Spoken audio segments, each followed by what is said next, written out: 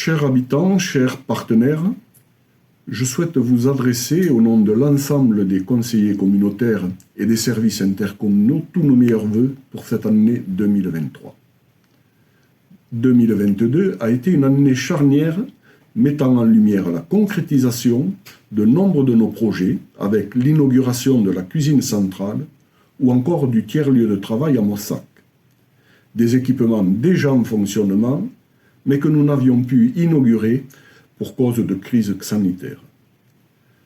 Les projets structurants, comme notre centre aquatique Confluo, équipement tant attendu par nos écoles et par bon nombre d'entre vous, sera en service au deuxième trimestre 2023.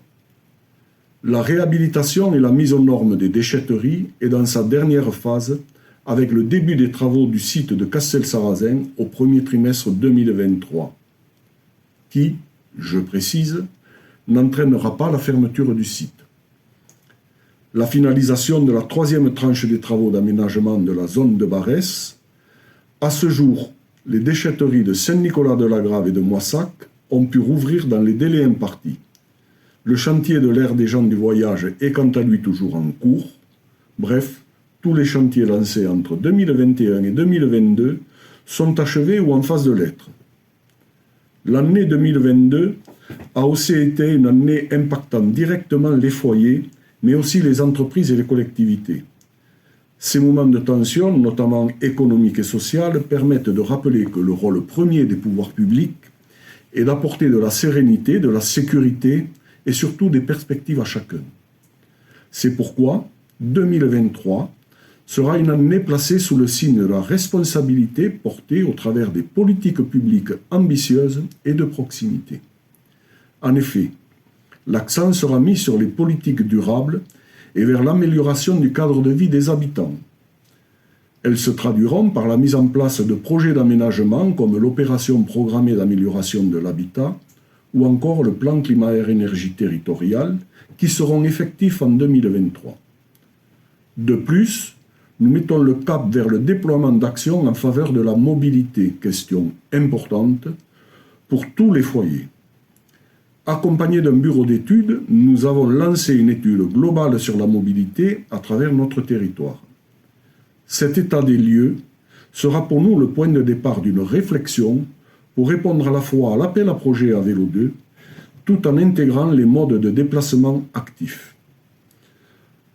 Pour ce qui est du plan local d'urbanisme intercommunal, valant programme local d'habitat, le PLUIH, son deuxième arrêt sera effectif en février pour une approbation fin d'année 2023.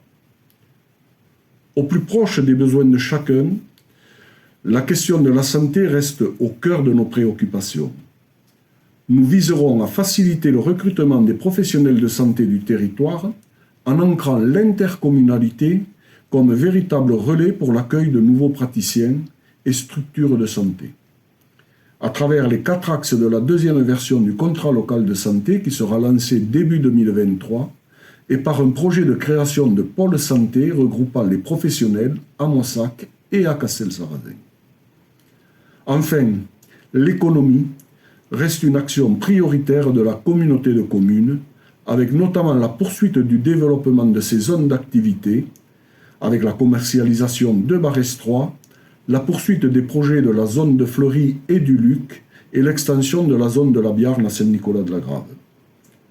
Nous renforcerons l'enveloppe de l'aide à l'immobilier d'entreprise afin de poursuivre le soutien à l'entrepreneuriat. Toutes ces mesures convoitent l'idée de construire l'identité de notre territoire en le maillant de façon à être en adéquation avec le monde de demain et les attentes de chacun. Nous travaillons de concert avec les élus et formons une équipe animée par et pour ce territoire et tournée vers la concrétisation d'un avenir durable pour tous. J'aimerais rappeler l'importance de la coopération et de la solidarité entre la communauté de communes et les communes membres, ainsi que les autres collectivités et également avec l'État.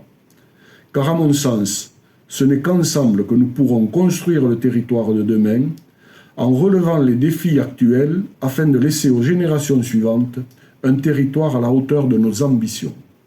Je vous remercie.